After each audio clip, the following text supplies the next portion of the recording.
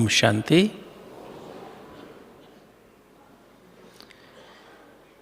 मीठे बाबा ने हम बच्चों को जो ज्ञान दिया है, सत्य की समझ दी है, उसकी जो एक सेकंड की बूंद है वो कौन सी है?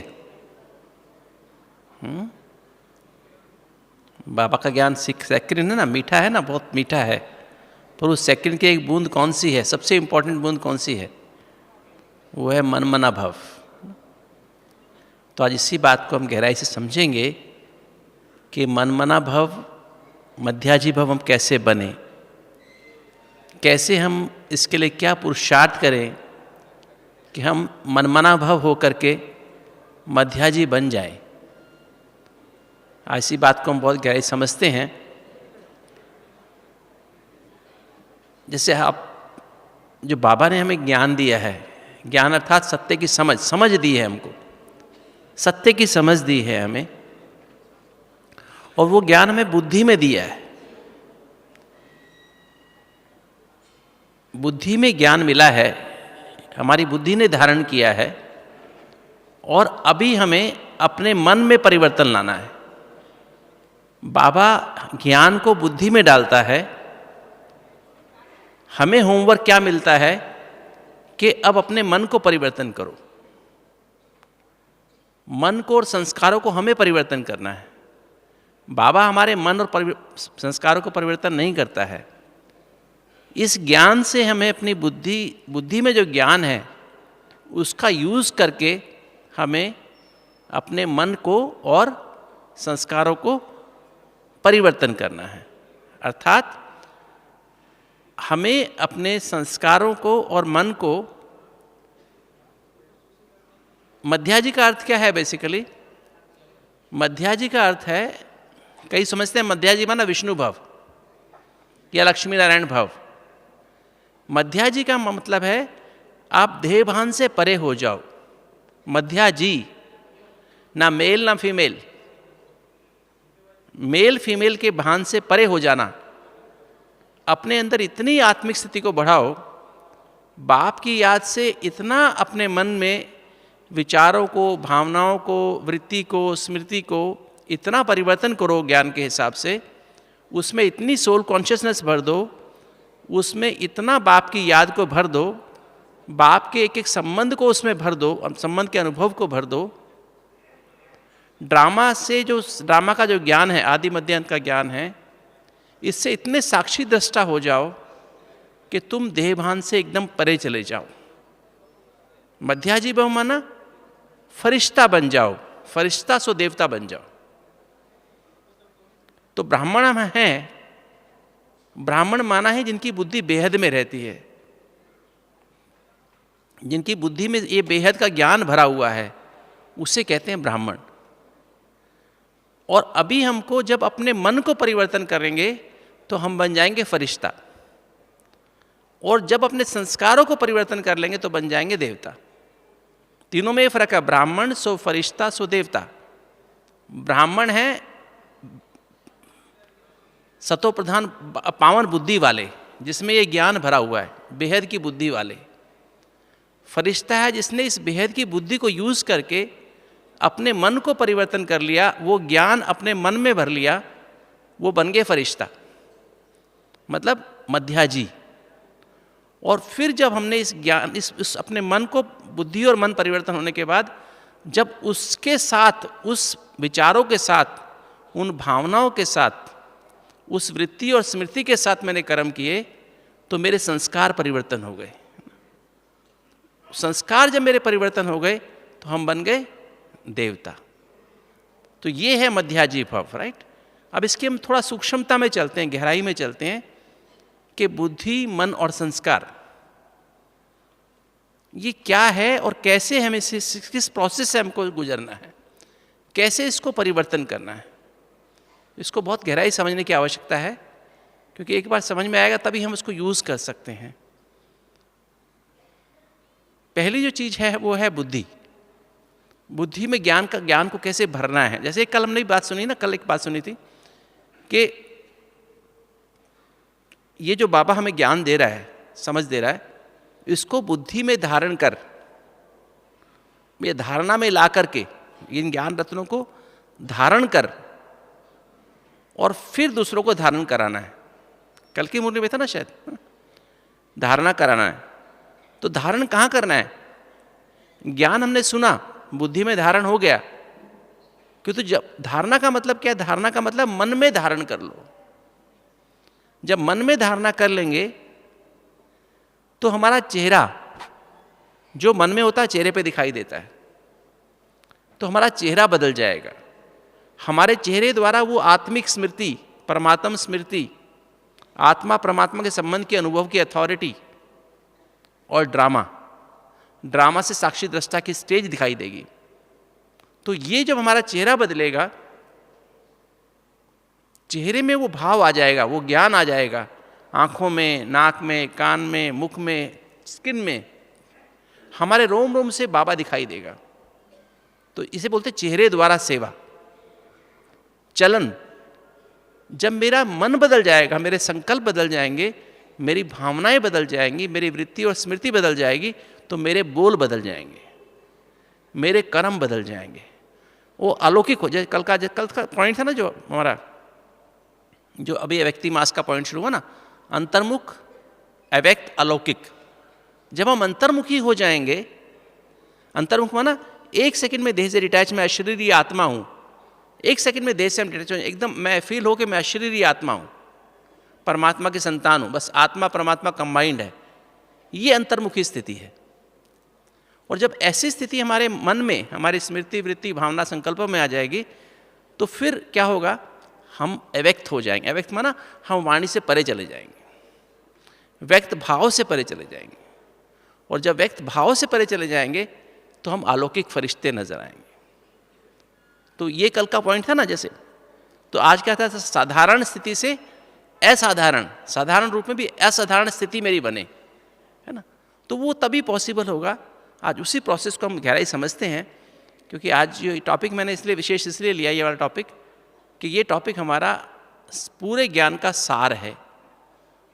और इसको हमें अगर सही ढंग से समझ लेंगे हम, तो हम इसको प्रैक्टिकली कर पाएंगे। देखिए, जो हमारी बुद्धि है ना, बुद्धि, मन और संस्कार, तीन चीजें हैं ना हमारे पास।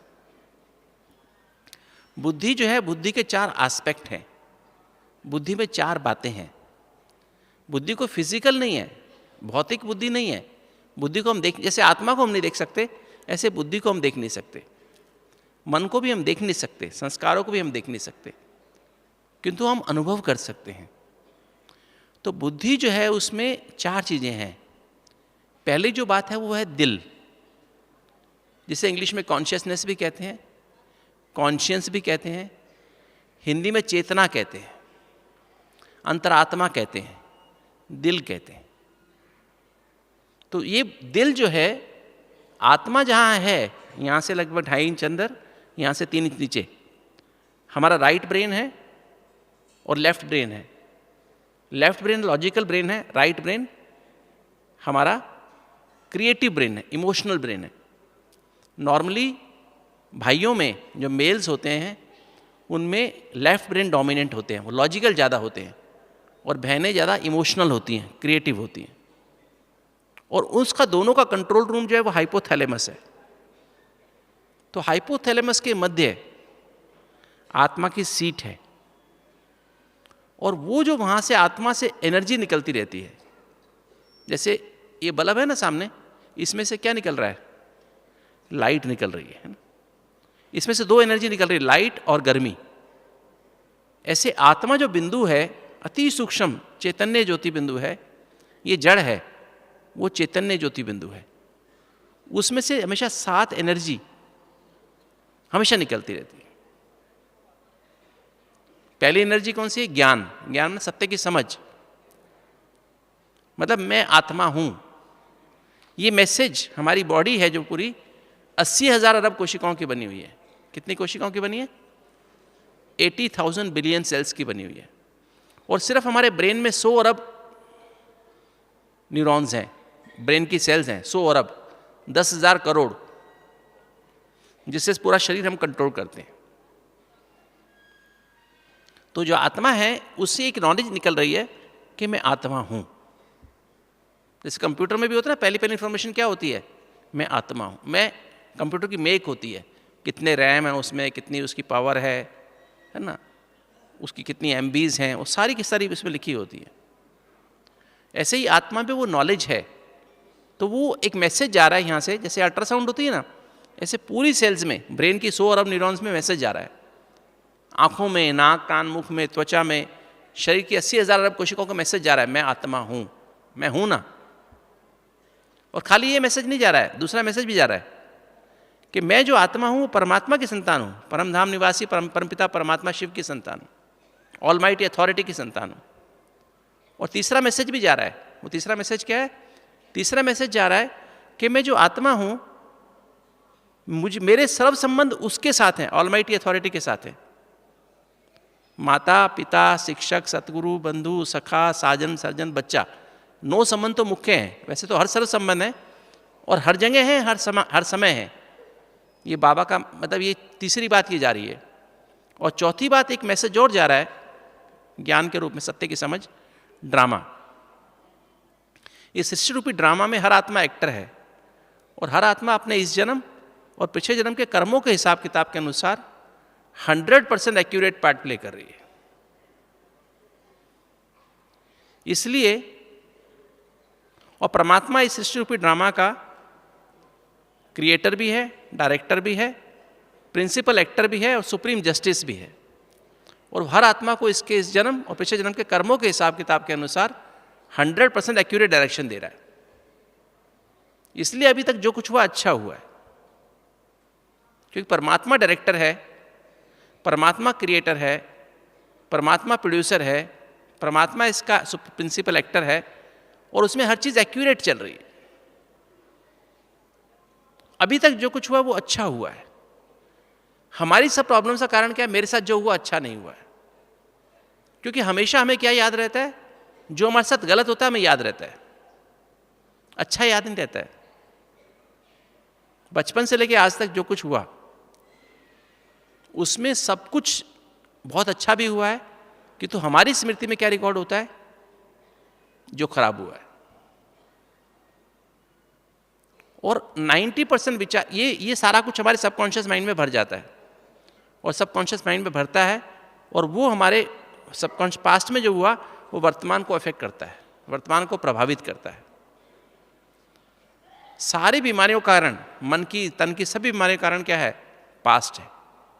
पास्ट के आने वाले विचार, पास्ट में से जो विचार और भावनाएं आती हैं वो इस समय के टाइम को डिस्टर्ब करती हैं, वर्तमान को क्राउड करती हैं। 90% विचार हमारे पास्ट से आते हैं और वर्तमान को प्रभावित करते हैं।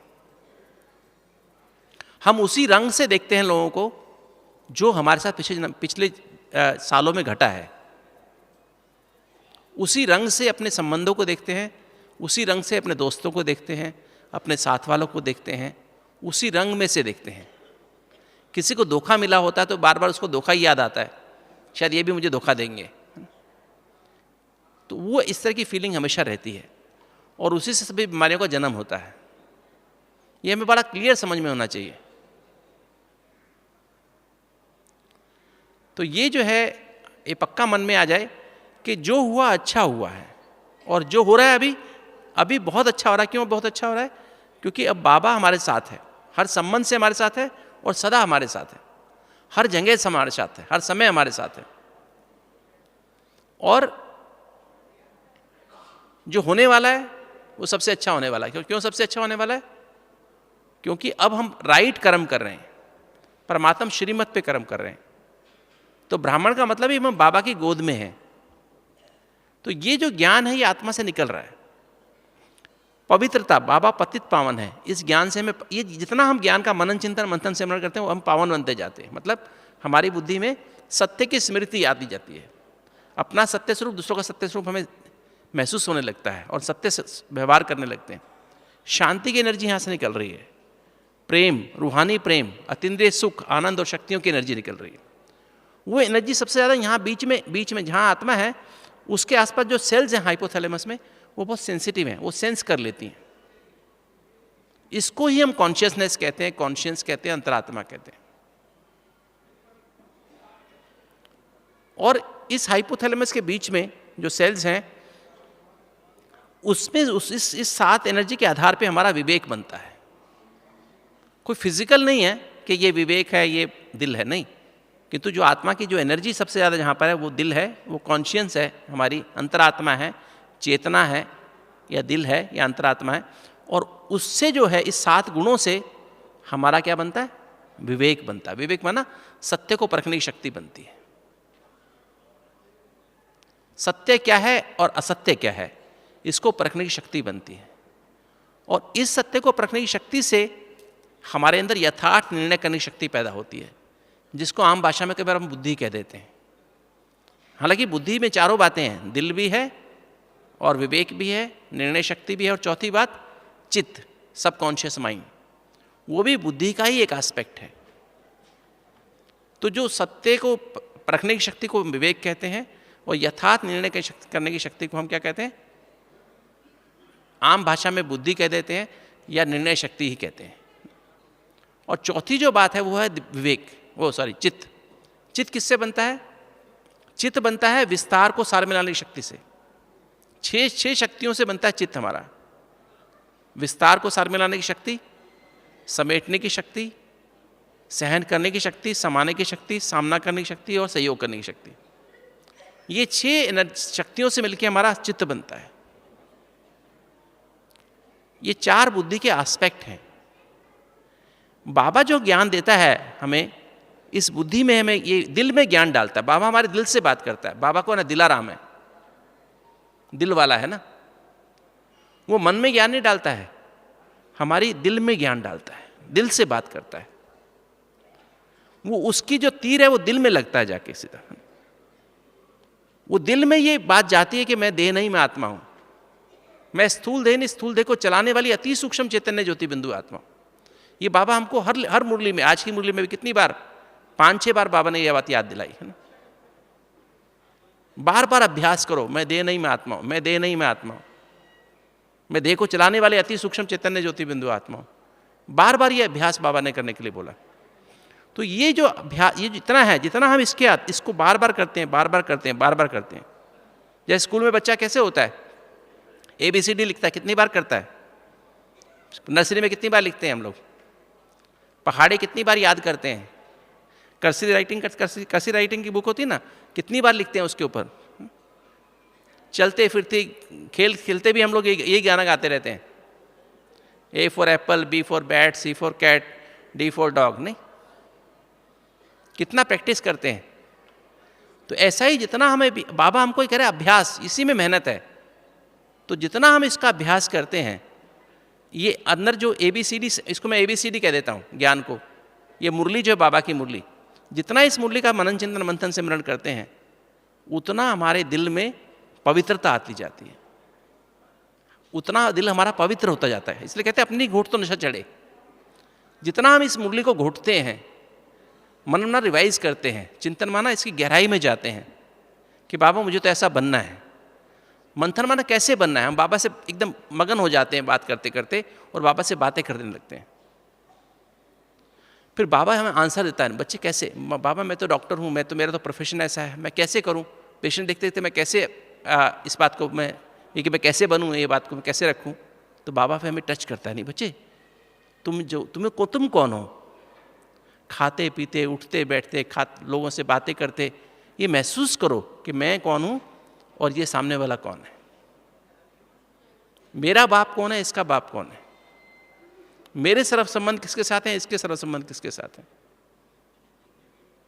तो बाबा हमसे ऐसे, हमें एक तरह मंथन करके हमें मक्खन दे देता है बात का। और कार्य करते हुए उसको स्मृति में रखना, उस स्मृति के साथ कर्म करना, इसे कहते हैं सिमरन। तो जितना हम करते जाते हैं, हमारे अंदर ये पैदा होता जाता है, पवित्रता पैदा होती जाती है, शांति पैदा होती है। शांति माना वर्तमान में रहना, ना पास्ट का चिंता ना भविष्य की चिंता। जैसे हम ये ज्ञान का मनन चिंतन मंथन सिमरन करते हैं, हमारे अंदर पवित्रता माना हम अपने सत्य, हमारे अनादि और आदि स्वरूप की स्मृति हमको आती जाती है, और दूसरे का अनादि आदि स्वरूप दिखाई देने लगता है। पवित्रता का अर्थ क्या है? सत्य की स्मृति में रहकर, अपने सत्य की स्मृति में रह करके दूसरे के सत्य स्वरूप को देखना और सत्य स्वरूप में व्यवहार करना। मतलब अपने अपने को आत्मा समझ के दूसरे से भी आत्मा समझ के व्यवहार करना, शांति से व्यवहार करना। तो इतना हम जब गहराई में समझते हैं तो जब पवित्रता आ जाती है, लगाव, झुकाव, प्रभाव, टकराव से मुक्त रहना। ये जो कल की मुरली थी ना, बुद्धि में छेद है, अगर आपकी बुद्धि रूपी झोली में छेद है तो क्या होगा? ज्ञान की धारणा नहीं होगी। बुद्धि रूपी में झोली में छेद कौन सा है हमारी? अगर किसी भी लौकिक चाहे अलौकिक देहधारी से हमारा लगाव हो गया, ये बुद्धि में छेद है। जितना मर्जी आप मुरली सुन लो, जितना मर्जी आप ज्ञान का मनन चिंतन कर लो, जितना मर्जी आप योग लगा लो, भट्टियाँ कर लो, अगर किसी देहधारी से लगाव है तो सारा का सारा ज्ञान बह जाता है, धारण नहीं होता है, ना बुद्धि में ना मन में। किसी के प्रति झुकाव है, ये भी छेद है। किसी के प्रभाव में अगर आप आ जाते हो, ये भी बुद्धि रूपी झोली में छेद है। अगर किसी से आपका टकराव है, किसी भी देहधारी से, किसी भी कारण से, अगर आप किसी भी देहधारी से टकराव रखते हो, लौकिक चाहे अलौकिक में, उससे ईर्ष्या द्वेष करते हो, कंपटीशन करते हो, कंपैरिजन करते हो, तो ये बुद्धि में छेद है। सारा ज्ञान बह जाएगा, अंदर धारण नहीं होगा। खूब तपस्या कर लो, सब कुछ छोड़ दो, तो भी आपकी अंदर से बुद्धि परिवर्तन नहीं होगी, मन मना भाव हो ही नहीं सकते हैं। ये 4 छेद हैं बुद्धि में, ब्राह्मणों की बुद्धि में 4 छेद हैं। जब तक इन 4 छेदों को हम प्लग नहीं कर देंगे, बंद नहीं कर देंगे, तब तक हमारी बुद्धि, हम जो चाहते हैं परिवर्तन हो सके, हम योग का प्रयोग नहीं कर सकते हैं। क्योंकि अगर मन में धारण नहीं हो, योग का प्रयोग कैसे करेंगे? इसलिए हमारी बीमारियों पे हम योग का प्रयोग नहीं कर सकते हैं। मुझे हार्ट की बीमारी है, मुझे पेट की बीमारी है, मेरी हड्डियां खराब हैं, मेरे को डायबिटीज़ है, ब्लड प्रेशर, हम योग का प्रयोग कर ही नहीं सकते हैं। माइग्रेन मुझे ठीक ही नहीं हो सकता है। इसलिए याद रहे, पवित्रता का अर्थ क्या है? मेरा तो एक शिव बाबा, दूसरा ना कोई। ये है पवित्रता, है ना? तो किसी देहधारी के प्रति लगाव रखना, झुकाव, प्रभाव, टकराव रखना, यह पवित्रता है। इस सृष्टि रूपी ड्रामा में किसी के पाठ को भी देखकर क्या, क्यों, कैसे करना है, पवित्रता है। तो ये जितना जितना हम इस ज्ञान का मनन चिंतन मंथन करते जाते हैं, मन और बुद्धि पवित्र होती जाती है। शांति, फिर शांति आती। शांति में जब पवित्रता आई तो हम आत्मा परमात्मा से कंबाइंड हो जाती है। बिना पवित्रता के अगर मेरा लगाव किसी से है तो मैं आत्मा परमात्मा से कंबाइंड स्थिति का अनुभव नहीं कर सकती हूँ। जिससे लगाव है मेरी बुद्धि बार बार उधर जाएगी, जिससे टकराव है बार बार बुद्धि उधर जाएगी, झुकाव है उस पर बुद्धि जाएगी, किसके प्रभाव में उस पर बुद्धि जाएगी। तो मेरा बाप ऐसा सोचता है, जब मैं ऐसा सोचता बाप से कंबाइंड होता हूँ, पवित्रता आने के बाद मैं बाप से कंबाइंड हो सकता हूँ। और जब मैं बाप से कंबाइंड होता हूँ तो पास का चिंतन चलना बंद हो जाता है। नहीं तो हमारा जो 90% हमारा चिंतन क्या चलता है? पास्ट का। करने बैठते हैं योग और याद आता है पास्ट, ऐसा हुआ, ये हुआ, उसने ऐसा किया। विचार चलने शुरू हो जाते हैं, देह के संबंधों के, संपर्क के, देह के पदार्थों के, देह के स्वभाव संस्कार के संकल्प चलने शुरू हो जाते हैं। और हमारा 45 मिनट में से आधा घंटा वेस्ट हो जाता है। 10 मिनट भी योग लगता नहीं है, 5 मिनट भी योग लगता नहीं है। हम कहते हैं हमने 45 मिनट योग किया, एक्चुअली किया तो 2 ही मिनट है, बाकी टाइम तो युद्ध करते रहे हम, है ना। तो ये जो है हमें समझना कि जब निराकार बाप से ऐसा सोचता, मेरा बाप ऐसा सोचता ही नहीं कुछ भी, और मैं सारा दिन सोचता ही रहता हूँ, सोचती रहती हूँ। तो जब ऐसी पवित्रता आती है तो फिर हमारी बुद्धि में परिवर्तन होकर हम लोग ऐसा सोचता, मतलब पास का चिंतन खत्म, भविष्य की चिंता खत्म, और वर्तमान में हम बाप से कंबाइंड होकर फिर हम सोचते हैं, देखते हैं, पढ़ते हैं, सुनते हैं, बोलते हैं, खाना खाते हैं, है ना, सैर करते हैं, लोगों से मिलते जुलते हैं, और इवन सोते हैं तो भी बाबा के साथ सोते हैं, कंबाइंड होकर सोते हैं। जब ऐसा हम सोने लग, जैसा हमारी शांति आ जाती है, जब इसको हम शांति कहते हैं, जब बाप से हमेशा कंबाइंड रहने लगते हैं तो हमें सबके रोल देख करके, चाहे लौकिक में हो चाहे अलौकिक में हो, हमें हर एक को हम बिना शर्त के दिल से, आदर से, सम्मान से स्वीकार करते हैं। इसको रूहानी प्यार कहते हैं। कोई कैसा भी हो, जैसे फूल, गुलाब का फूल है ना, उसको कोई महात्मा सूंघे तो भी खुशबू आती है, चोर सूंघे उसको भी खुशबू आएगी, डाकू सूंघे उसको भी सब खुशबू आएगी, आतंकवादी सूंघे उसको भी खुशबू आएगी। मैं जब मेरी ऐसी स्थिति हो जाए तो मुझे सामने कोई भी आए, मैं उसी रूहानियत के भाव सबसे मिलता हूँ या मिलती हूँ। इसको बोलते रूहानी प्यार। विश्व में हर आत्मा को उसके हर रोल के साथ बिना शर्त के दिल से, सम्मान से स्वीकार करना और उसकी सत्य की समझ से पालना करना। मतलब उसको भी आत्मा समझ के, वो भी बाबा का बच्चा है, बाबा की बच्ची है, उस भाव से, पवित्रता से, शांति से, प्रेम से उसकी पालना करना, उसकी केयर करना, देखभाल करना। इसको बोलते रूहानी प्यार। जब ऐसा रूहानी प्यार आ जाता है, उसको फिर अतीन्द्रिय सुख की अनुभूति होती है। अतीन्द्रिय सुख में ना, ऐसा बच्चा, ऐसी आत्मा परमात्मा की गोद का अनुभव कर सकती है। वो सूक्ष्म वतन में बाप दादा की गोद का अनुभव कर सकती है। और जब बाप दादा की गोद का हम अनुभव करते हैं तो उसको बोलते हैं अतीन्द्रिय सुख। उसमें ऐसा लगता है सर्व प्राप्ति स्वरूप हम हो गए। और जब सर्व प्राप्ति स्वरूप हो गए तो फिर इच्छा मात्रम अविद्या की स्थिति आ जाती है, इच्छाएं खत्म हो जाती हैं। इसको बोलते हैं सुपर सेंसस जॉय, अतीन्द्रिय सुख की अनुभूति। और जब ऐसी अतीन्द्रिय सुख की अनुभूति, बस सब इच्छाओं से परे, अतीन्द्रिय सुख का मतलब है इच्छाओं से परे, बियॉन्ड डिजायर्स। और जब ऐसी इच्छाएं खत्म हो जाती हैं तो आत्मा परमात्मा के प्यार में लवलीन हो जाती है। इसको कहते हैं आनंद। आनंद माना beyond body and bodily world, देह और के देह की दुनिया के पार आत्मा रूपी पंछी स्वतंत्र हो जाता है, परमात्मा की याद में खो जाता है। और जब ऐसी अतीन्द्रिय सुख आनंद की अनुभूति हो जाती है, फिर शक्तियों की, फिर हमारा विवेक जागृत होता है। जिसने एक बार अतीन्द्रिय सुख आनंद का अनुभव कर लिया, उसका विवेक जागृत हो जाता है, सत्य को परखने की शक्ति आ गई, अब मुझे यही करना है। जो बुद्धि की मैंने बात की ना, दिल में ये 6 एनर्जी हैं, ज्ञान, पवित्रता, शांति, प्रेम, सुख और आनंद। और इससे हमारा विवेक बनता है। जब इतना ज्ञान हमारे अंदर आ गया तो हमारा विवेक जागृत हो गया, अर्थात विवेक मेरा ईश्वर जैसा हो जाता है। जिसके दिल में सत्य, मतलब सत्य आ गया ना मेरे दिल में अभी, तो मेरा विवेक ईश्वर जैसा हो गया। निर्णय करने की शक्ति मेरी दिव्य हो गई। दिव्य माना एक्यूरेट, 1 सेकंड में निर्णय कर लेते हैं। मुझे यही चाहिए, मुझे बाबा ही चाहिए, मुझे कुछ और नहीं चाहिए। सारी दुनिया मुझे छोड़ दे, सारी दुनिया अलग हो जाए, मैं और मेरा बाबा बस। तो हम फिर राइट निर्णय कर पाते हैं, जैसे हम दिव्य बुद्धि कहते हैं, दिव्य निर्णय शक्ति कहते हैं। और जब ऐसी बात हो जाती है तो विस्तार को सार में ले आते हैं। मतलब जो हमारा मन और बुद्धि, हमारी जो बुद्धि देह और देह के संबंधों में खोई थी, देह के पदार्थों में खोई थी, देह के स्वभाव संस्कार में खोई हुई थी, अब उससे समेट करके अब मैं आत्मा क्या करती हूँ, इस ज्ञान में मेरी बुद्धि एकाग्र हो जाती है। बाबा की मुरली में इंटरेस्ट पैदा होने लगता है। बस ABCD में मुरली मेरी बुद्धि समा जाती है। आत्मा और परमात्मा और संबंध और ड्रामा, इसके अंदर मेरी बुद्धि क्या होती है, विस्तार। देह की दुनिया का विस्तार बहुत बड़ा है और आत्मा सार है।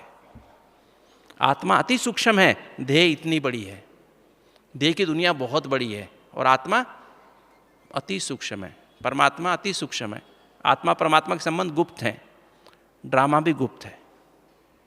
तो इसको बोलते हैं विस्तार को सार में लाना। मतलब पहाड़ जैसी समस्या को क्या बना दिया आपने, जो अभी परसों मुरली सुनी ना, समस्या को समाधान स्वरूप बन गए, कारण को निवारण कर दिया, पहाड़ को राई बना दिया। तो ये हमारी विस्तार को सार में लाने की शक्ति। और जब विस्तार को सार में लाने की शक्ति आ गई, ABCD में ज्ञान में बुद्धि समा गई, तो क्या हुआ, अब मैं क्या करता हूँ, मन बुद्धि को समेट के बिंदी आत्मा बन करके परम धाम में बिंदी बाप के साथ कंबाइंड हो जाता हूँ। इसको बोलते हैं समेटने की शक्ति। ये सीक्वेंस है। ज्ञान से पवित्रता आएगी, पवित्रता से शांति आएगी, शांति से रूहानी प्यार पैदा होगा, और रूहानी प्यार से क्या पैदा होगा, अतीन्द्रिय सुख पैदा होगा, अतीन्द्रिय सुख से आनंद पैदा होगा, और जिसने एक बार आनंद का अनुभव कर लिया, अतिंद्रिय सुख का अनुभव कर लिया, अतिंद्रिय सुख के झूले में झूल लिया, आनंद के झूले में झूल लिया, उसको कभी आलस नहीं आएगा, उसको कभी अलबेलापन नहीं आएगा। अमृत वेले में या नींद में या मुरली में नींद आ जाए, कभी नहीं होगा। शाम का योग मिस हो जाए, कभी नहीं होगा। कोई मर्यादा ऊपर नीचे हो जाए, कभी नहीं होगा।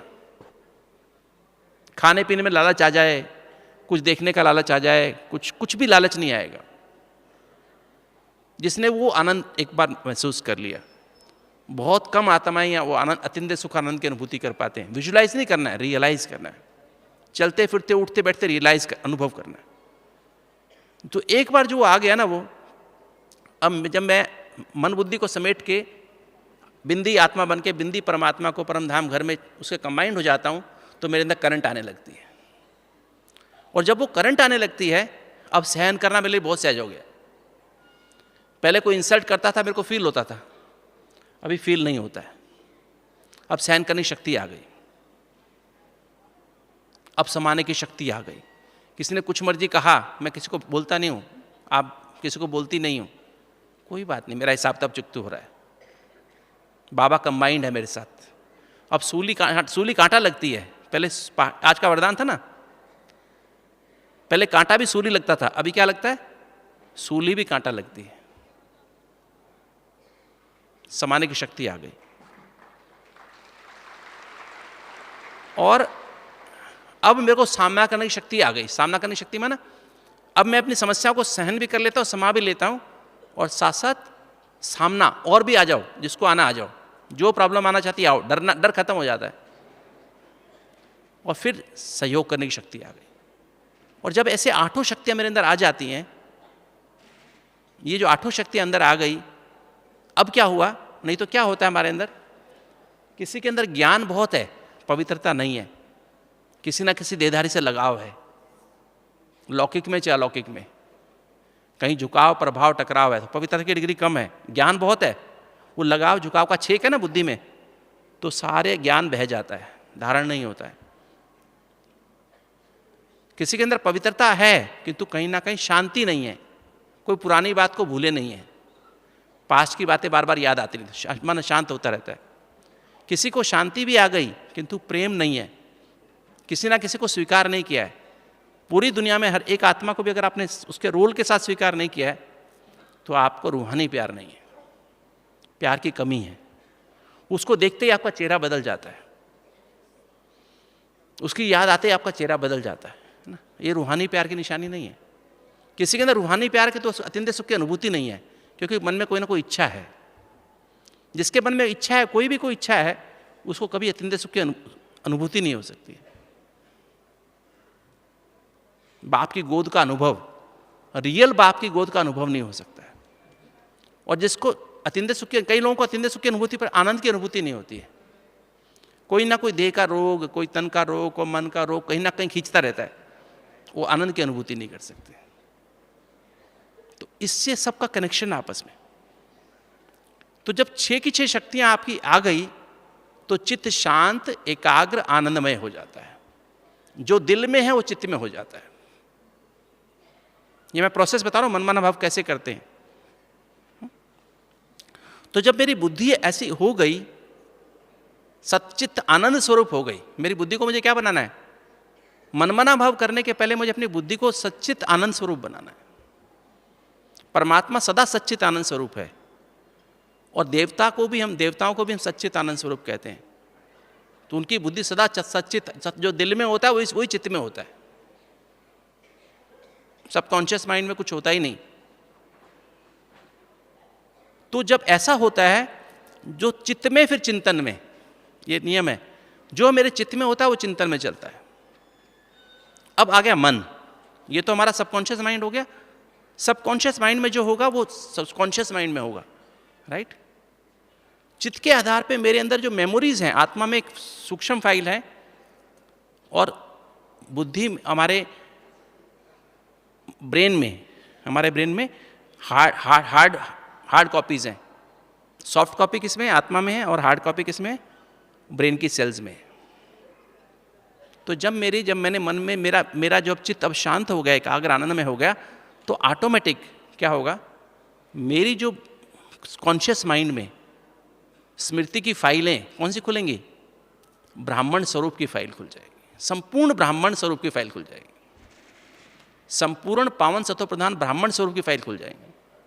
क्योंकि आनंद माना क्या है, आनंद माना दो, आत्मा परमात्मा के लव में लीन।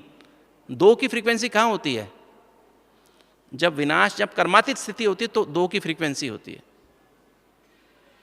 आनंद स्वरूप की स्थिति होती है।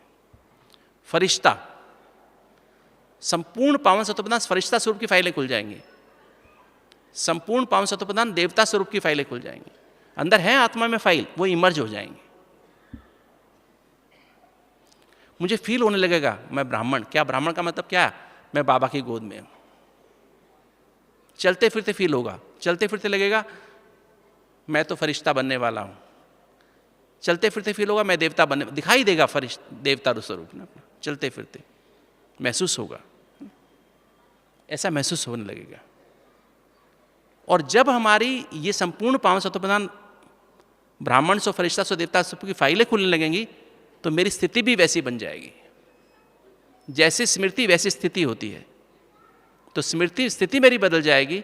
और जब स्थिति बदलेगी तो क्या होगा, स्थिति से वृत्ति बनती है, फिर मेरी रूहानी वृत्ति बन जाएगी। संपूर्ण ब्राह्मण स्वरूप की फाइल क्या है, स्थिति क्या है, रूहानी है। फरिश्ता रूहानी है, देवता रूहानी है। तो जब ऐसी स्थिति बनेगी तो मेरी अब वृत्ति बदल जाएगी, रूहानी वृत्ति बन जाएगी।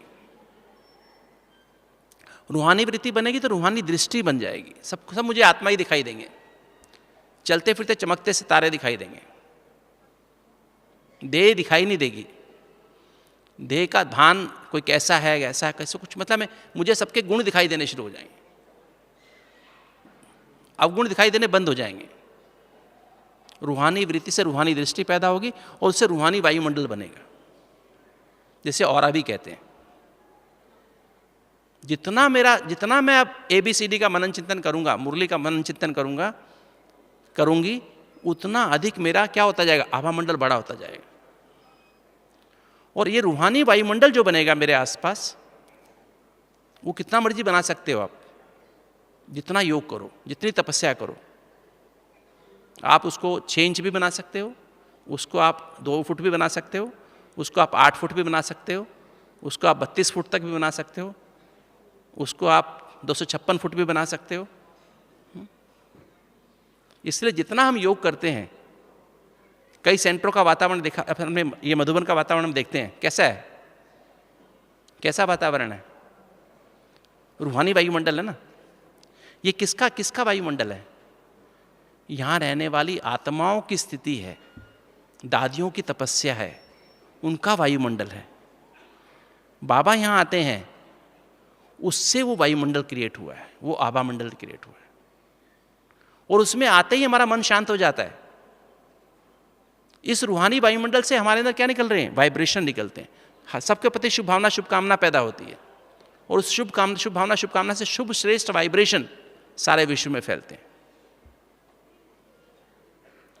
विश्व की हर आत्मा, कहीं पेशेंट है, ICU में दाखिल है, CCU में दाखिल है, उनका ऑपरेशन होने वाला है, ऑपरेशन के बाद में रिकवरी वार्ड में दाखिल है, किसी का एक्सीडेंट हो गया, किसी घर में कोई मर गया है, वो भगवान को याद कर रहे हैं। उनको वो शांति के प्रकंपन, प्यार के, खुशी के प्रकंपन पहुंचने लगते हैं। सबको नहीं, जो भगवान को याद कर रहे हैं, दुखी हैं, परेशान हैं, जिनकी लाइन खाली है, जिनकी लाइन एंगेज नहीं है। अंत में सबको क्यों महसूस होगा, सब दुखी होंगे। अभी सब दुखी नहीं है, सब भगवान को याद नहीं कर रहे हैं। अंत में सब इतने दुखी होंगे क्योंकि सब साधन खत्म हो जाएंगे, तो सबके साधन खत्म होने सबके सब पुकारेंगे भगवान को, तो सबको हमारे वाइब्रेशन अभी नहीं पहुंचते हैं सबको, अभी जो याद करते हैं उनको पहुंचते हैं, फिर सबको पहुंचेंगे। तो स्मृति से वृत्ति बदली। मन में 4 चीजें होती हैं, स्मृति, वृत्ति, भावना और संकल्प। इंग्लिश में मैं टीम कहता हूं, team, thoughts, emotions, attitudes and memories. अगर मेरे दिल में बाबा है, दिल में बाबा की याद, और ये जो बाबा की मुरली है मेरे दिल में, तो मेरा विवेक ईश्वर जैसा है, मेरी निर्णय शक्ति दिव्य है, मेरा चित्त शांत एकाग्र आनंदमय है। और फिर जैसा मेरा चित्त है वैसा मेरा चिंतन है, मतलब वैसी मेमोरी की फाइल, वैसी ऐसी स्मृतियों की फाइल मेरी खुल गई। और जैसे स्मृतियों की फाइल खुल गई, कौन सी खुल गई? ब्राह्मण सो फरिश्ता सो देवता स्वरूप की फाइलें खुल गई। तो उससे मेरी स्थिति कैसी बन गई? रूहान ब्राह्मण स्वरूप की स्थिति बन गई। ब्राह्मण माना क्या? ब्राह्मण माना जिसकी बुद्धि सदा बेहद में रहती हो। ब्राह्मण शब्द का मतलब क्या है? ब्रहा माना बेहद, ब्रह्मा को हम कहते हैं ब्रह्मा, बेहद की माँ। ब्राह्मण माना जिसका बुद्धि बेहद में रहती है और अपने मन को, ब्राह्मण वो जिसकी बुद्धि सदा बेहद में रहती है और अपने मन को, उसका लक्ष्य कहाँ रहता है? अपने मन को बेहद का बना ले, उसको कहते हैं ब्राह्मण। ब्राह्मण की परिभाषा क्या है? जिसकी बुद्धि सदा बेहद में रहे, मतलब इसकी बुद्धि में ABCD बेहद का ज्ञान भरा रहे और अपने मन को, ब्राह्मण अपने मन को बेहद में ले जाए, बेहद में रखे, अपने मन को बेहद का बना ले, उसको कहते हैं ब्राह्मण। जिसका लक्ष्य हो अपने मन को बेहद में ले जाने का, उसको कहते हैं ब्राह्मण। तो जब ऐसी मेरी रूहानी वृत्ति बन जाए तो रूहानी वृत्ति से रूहानी दृष्टि बन गई, रूहानी दृष्टि से रूहानी वायुमंडल बन गया। और रूहानी वायुमंडल जब बन गया तो रूहानी वायुमंडल से सबके प्रति शुभ भावना शुभकामना पैदा होगी और उस शुभ भावना शुभकामना से शुभ श्रेष्ठ वाइब्रेशन सारे विश्व में फैलेंगे, सारे विश्व में, हर आत्मा तक पहुंचेंगे जो भी भगवान को याद करते हैं, किसी रूप में भी याद करते हैं, कि अपने इष्ट देव को याद करते हैं, किसी रूप में भी याद करें, उनको शक्ति मिलेगी। और इससे क्या होगा? उन वाइब्रेशन से उनके मन में कौन से संकल्प पैदा होंगे? पावन, श्रेष्ठ, शक्तिशाली, कल्याणकारी संकल्प पैदा होंगे। और जब हमारे संकल्प पावन संकल्प, कल्याण के संकल्प पैदा होंगे तो क्या होगा? हमारे हाइपोथैलेमस में हर विचार के लिए केमिकल का निर्माण होता है, उसको हम न्यूरोपेप्टाइड कहते हैं। एक प्रोटीन मॉलिक्यूल का निर्माण होता है और वो 1 सेकंड से भी कम समय में खून के द्वारा सारे शरीर में फैल जाता है। और सेल्स पे रिसेप्टर्स होते हैं, हमारी 80,000 अरब कोशिकाओं में रिसेप्टर्स हैं, स्टेशंस हैं रिसीव करने के, और मैसेज सारी सेल्स में पहुंचता है, सेल्स में परिवर्तन होना शुरू हो जाता है। हमारे अंदर एक लाल तार, एक हरी तार होती है अंदर हाइपोथैलेमस के साथ ही, उसको हम सिंपैथेटिक सिस्टम, पैरासिम्पैथेटिक सिस्टम कहते हैं। एक को हम कहते हैं स्ट्रेस रिस्पॉन्स, एक को कहते हैं रिलैक्सेशन रिस्पॉन्स। एक टेंशन वाली तार होती है और एक आराम वाली तार, शांति की तार होती है। जैसे ही आत्मा में वो संकल्प, हम अच्छा संकल्प करते हैं, पावन संकल्प, श्रेष्ठ संकल्प, शक्तिशाली संकल्प करते हैं, तो हरी तार एक्टिव हो जाती है, शांति की तार एक्टिव हो जाती है। और ये हार्मोन्स, खुशी वाले हार्मोन्स, एंडोर्फिन्स कहते हैं, एनकेफेलिन्स कहते हैं, सीरोटोनिन कहते हैं उसको, अलग अलग तरह के हार्मोन नाम है उनके जो ब्रेन से निकलते हैं। एंडोर्फिन सबसे स्ट्रांग पेन किलर है। पेन किलर माना मॉर्फिन होती है ना, मॉर्फिन, किसी को मॉर्फिन लगाओ तो क्या होता है? सारे दर्द गायब हो जाते हैं, बहुत हल्कापन महसूस होता है। तो वो ऐसा पेन किलर अंदर से निकलता है हमारे शरीर में, बहुत हल्कापन महसूस होता है। तो मन मना भव है ना, तो स्मृति बदली, वृत्ति बदली, भावना बदली, संकल्प बदल गए।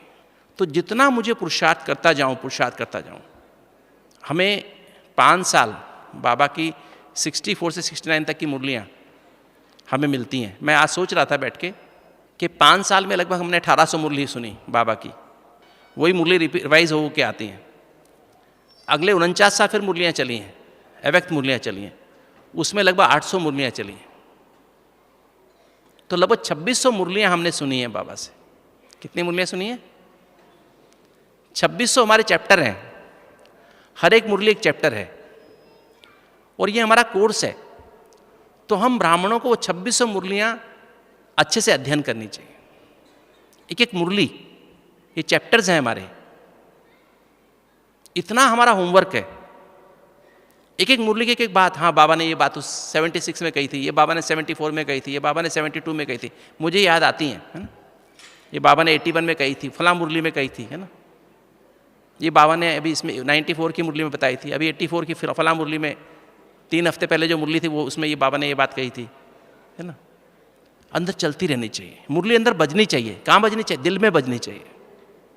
जितनी दिल में मुरली बजती जाएगी, उतना क्या होता जाएगा? मेरा विवेक, सत्य को परखने शक्ति एक्यूरेट होती जाएगी, निर्णय एक्यूरेट होंगे, और चित्त मतलब विस्तार को सार में लाने शक्ति, पहाड़ को मैं राई बनाता जाऊंगा।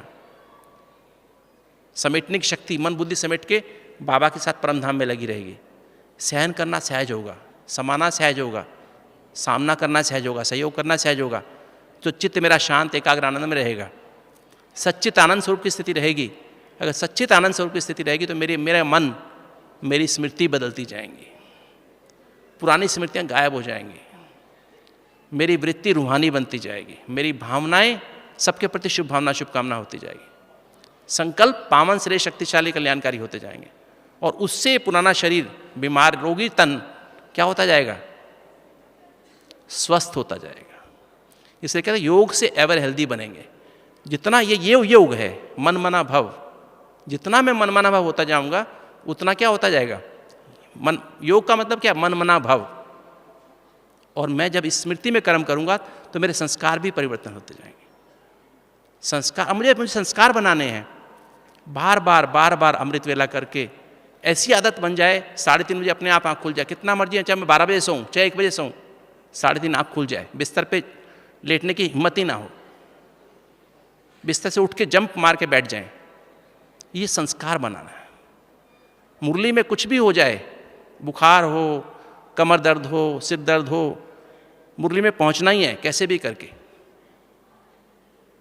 मुझे सारा दिन मुरली का मनन चिंतन मंथन सिमरन करना ही है, और सोने के पहले जो गलतियां होंगी बाबा को बतानी है। 4 नियम है ब्राह्मणों के। पहला अमृत वेला। सच्चा ब्राह्मण कौन? जो कभी अमृत वेला मिस ना करे। सच्चा ब्राह्मण कौन? जो कभी मुरली मिस ना करे। क्लास में आके मुरली सुने, भले घर में पढ़े। हम लोग रोज अमृत वेले मुरली के योग के बाद मुरली पढ़ते हैं, किंतु क्लास में भी जरूर आते हैं। अगर मैं शांतिवन में तो नहीं आऊँ, क्लास में हो ही नहीं सकता, भले लेट आऊँ पर आऊँगा जरूर। मेरे को आज 33 साल हो गए ज्ञान में चलते हुए, किंतु मैंने एक दिन भी मुरली मिस नहीं की है, चाहे बाहर हूँ चाहे घर में हूँ। या तो सेवा में गया हूँ तो सेंटर पे, नहीं तो अपने यहाँ पर शांतिवन में, या मधुबन में थे, मधुबन में है ना, पांडवन में तब। तो ये हमें ऐसी पक्की ये संस्कार बनाने, क्योंकि विनाश सबसे ज़्यादा किस समय होगा? भूकंप किस समय आएंगे बताओ? अमृत वेले आएंगे। भूकंप अमृत वेले आएंगे, 4 बजे आएंगे, 4 से 5 के बीच में आएंगे। ज़्यादातर अपीवल्स सुबह के समय होंगी। अगर मैं पावरफुल योग में बैठा हूँगा तो प्रकृति की हिम्मत, मेरा आभा मंडल बड़ा होगा, प्रकृति की हिम्मत नहीं कि वो मकान मेरे ऊपर गिर जाए। अगर मैं सो रहा हूँ जरूर मेरे ऊपर गिरेगा अमृत वेले, अगर मैं सो रहा हूँ तो, और दब के मरना पड़ेगा, अकाले मृत्यु होगी। नहीं तो इच्छा से मैं शरीर छोड़ूँ ना, बाबा की याद में शरीर छोड़ूँ ना। तो इसलिए ऐसी स्थिति बनाने की आवश्यकता है। मुरली में जाओ, मुरली में जाना जरूरी है, सबके लिए जाना जरूरी है। कुछ भी हो जाए, सारे काम छोड़ के भी जाओ, और सारा दिन मुरली को जेब में रखो, बार बार अंदर रिवाइज करो। पहले मन में रिवाइज करो, नहीं समझ आए तुरंत निकाल के देख लो बाबा ने आज क्या कहा था, वरदान क्या था, स्लोगन क्या था, आज बाबा ने कौन कौन से पॉइंट बुद्धि में चलते रहे हमेशा। हमें कुछ काम नहीं है, काम है क्या कुछ? ब्राह्मणों कुछ काम है क्या? बाबा ने कहा कुछ करना नहीं है, अंदर अंदर करना है, गुप्त है ना हमारा पुरुषार्थ। मैं तो अंदर अंदर करता रहता हूँ सारा दिन, सारा दिन मुरली कोई भी कोई पॉइंट भूलता हूँ एकदम तुरंत निकाल के देख लेता हूँ। और शर्म की बात नहीं है, पेशेंट के सामने भी निकाल के देख लेता हूँ, क्योंकि बाबा का मुझे आशिक माशूक वाली बात है ना, बाबा का लव लेटर है ना हमारे पास, उसको दिन रात चलना चाहिए बुद्धि में। सारी दुनिया मजाक उड़ाए तो उड़ाए, कोई हर्जा नहीं है ना, परवाह नहीं है, क्योंकि बाबा से ऐसा प्यार, ऐसी लगन अपने अंदर होनी चाहिए। दुनिया की परवाह नहीं होनी चाहिए, लोक लाज की परवाह नहीं, लौकिक वालों की परवाह नहीं, क्योंकि लौकिक वाले हमेशा नाराज होने वाले हैं। लौकिक वाले को नाराज कर भले रहें, कि तुम मेरा बाबा मुझसे राजी रहे, मुझे परवाह नहीं। ऐसी लगन अंदर से होनी चाहिए। जब इतना अभ्यास करते जाएंगे तो देहभान खत्म हो जाएगा। मध्याजी माना अब मैं फरिश्ता बनता जाऊंगा। मेरा सबकॉन्शियस माइंड खत्म हो गया, क्योंकि अब क्या हुआ, मेरा कॉन्शियस माइंड सबकॉन्शियस माइंड में खत्म हो गया। अब मेरे पास्ट के विचार है ही नहीं, वर्तमान में बाबा के साथ एक स्वरूप का अनुभव है सब कॉन्शियस माइंड में, और कॉन्शियस माइंड भी शांत हो गया, वो भी ट्रांसपेरेंट हो गया, वो भी ट्रांसपेरेंट हो गया। फरिश्ता वो जिसका सबकॉन्शियस माइंड और कॉन्शियस माइंड ट्रांसपेरेंट हो। ट्रांसपेरेंट माना जिसमें एक भी नेगेटिव संकल्प ना हो, एक भी नेगेटिव भावना ना हो, एक भी नेगेटिव किसी के प्रति वृत्ति ना हो, नजरिया ना हो, एक भी नेगेटिव स्मृति ना हो। अनकॉन्शियस माइंड, पिछले जन्मों का माइंड अनकॉन्शियस माइंड है, 63 जन्म में पाप कर्म किए ना, धीरे धीरे वो भी खत्म होते जाएंगे। तो फरिश्ता जो होता है उसके पास ना कॉन्शियस माइंड भी ट्रांसपेरेंट होता है, सबकॉन्शियस माइंड भी ट्रांसपेरेंट होता है, और अनकॉन्शियस माइंड भी ट्रांसपेरेंट होता है। मनुष्यों को सपने आते हैं, फरिश्तों को सपने नहीं आते हैं, देवताओं को सपने नहीं आते हैं। सपने सारे सबकॉन्शियस और अनकॉन्शियस माइंड से आते हैं। और जब मेरा मन पूरा कॉन्शियस हो जाएगा, सबकॉन्शियस अनकॉन्शियस खत्म हो जाएगा, और कॉन्शियस मन में भी ABCD आ जाएगा, बाबा की मुरली आ जाएगी, तो मेरे को सत्युग के सीन सीनरी दिखाई देने शुरू हो जाएंगे। इसके थ्रू क्यों नहीं दिखाई देते सत्युग के सीन सीनरी? जब मेरा मन ट्रांसपेरेंट नहीं है, इसलिए मुझे उसके पार दिखाई देता नहीं। बाबा ने कहा अंत में तुम्हें सत्युग की सीन सीनरी दिखाई देंगी, क्योंकि तुम्हारे 63 जन्मों के विकर्म विनाश हो जाएंगे, तो तुम्हें सत्युग की सीन सीनरी दिखाई देंगी। तो इसके लिए पूरी लगन, 4 नियम, अमृत वेला कभी मिस मत करो, मुरली कभी मिस मत करो, सारा दिन मुरली पे टेंशन रखो, बाबा ने क्या कहा, बाबा ने क्या कहा, बाबा ने क्या कहा, उसको बार बार रिवाइज करते रहो, चिंतन करो, मंथन करो, सिमरन करो, और सोने के बाद लेटर लिखो बाबा को, सच्चाई से लेटर लिखो। आज बाबा मुझसे गलती हो गई, बाबा आज मेरे से ये बात हो गई, बाबा मैंने आज उसको ऐसा बोल दिया, बाबा उसने मेरे को ऐसा बोला तो मुझे फील हो गया। पूरा पोता में सच्चाई से दो, ईमानदारी से दो।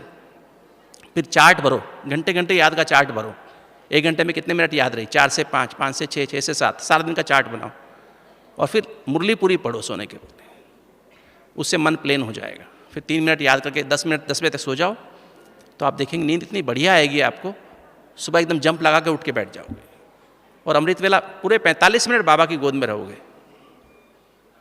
अमृत, पावरफुल अमृत वेला, उसमें विकर्म विनाश होंगे। विकर्म विनाश में ना, जो पिछले जन्मों के पाप कर्म किए हैं उसमें विनाश होगा। आपकी फ्रीक्वेंसी 2, आनंद माना 2, शिव बाबा 0, ब्रह्मा बाबा 1, तो करंट लग जाएगा और सीधे परम धाम में बुद्धि लग जाएगी, और सारी मेमोरीज, विकारों की मेमोरी सारी वो डिलीट होती जाएंगी, मर्ज होती जाएंगी, सारे विक्रम विनाश हो जाएंगे। डेली करते करते सारे विक्रम विनाश हो जाएंगे। तो इस तरह से जब अभ्यास करेंगे, 4 चीज़ें, अमृत वेला, मुरली, अटेंशन, वेंटिलेशन, ये 4 नियम हैं, मर्यादाएं, पवित्रता। पवित्रता मैंने बताई, लगाव, झुकाव, प्रभाव, टकराव से मुक्त। हम ब्राह्मणों की वो वाली पवित्रता, क्या, क्यों, कैसे से मुक्त। ब्रह्मचारी और ब्रह्मचारी पहली। दूसरी अन्न, शुद्ध सात्विक भोजन, बाबा की याद में खाओ। कल कहा ना बाबा ने पहनना अच्छा खाना, यह हमें नहीं करना है। शुद्ध सात्विक भोजन, अंकुरित खाया, दलिया खाया, रोटी खाई, सब्जी खाई, फल खाया, दाल खाई, बस दूध पी लिया 1 कप, चाय, कॉफ़ी, अचार, कोल्ड ड्रिंक्स, है ना, ये सब पीने खाने बंद कर दो। बिस्किट, ये खाऊं, वो खाऊं बंद कर दो, ठीक है। पराठा, पकौड़ा, समोसा खाना बंद कर दो। रासिक, जो समोसा पकौड़ा और खाएगा ना, उसका योग लगेगा नहीं, आलस आएगा। तामसिक, है ना, ये चाय कॉफ़ी पीते हैं, कोल्ड ड्रिंक्स पीते हैं, ये तामसिक है, इसे भी खाना बंद कर दो, फिर योग लगेगा नहीं। अचार वगैरह खाना, गरम मसाले खाना बंद कर दो, ठीक है। तो ये संग, अन्न और संग, एक बाबा और मुरली का संग, और साथ में टेलीविज़न, अखबार, ये मोबाइल में व्हाट्सएप, फेसबुक बंद कर दो। देखो कितना फ़र्क पड़ता है। एक बाबा और बाबा की मुरली बस। और चौथा, दैवी गुणों की धारणा। जब ये 4 चीज़ें आप करेंगे, देखना कितना परिवर्तन, कितना जल्दी परिवर्तन होगा। और हम मध्याजी माना, हम देह भान से परे हो जाएंगे, मेल फीमेल के भान से परे फरिश्ता बन जाएंगे, और फरिश्ता सो देवता बन जाएंगे। तो ये है क्या, मनमना भव। अपने मन के एक संकल्प, एक भावना को हम परिवर्तन कर दें, उससे मध्याजी भव माना फरिश्ता सो देवता बन जाए। तो इसके लिए क्या करना है, सिर्फ हमारा सार क्या है, मुरली, बाबा की मुरली। उस मुरली, बाबा की याद और मुरली को मन में बसा दो, दिल में बसा दो, मन में मन को परिवर्तन कर दो, और उससे हम देह भान से न्यारे फरिश्ता देवता बनेंगे। ओम शांति।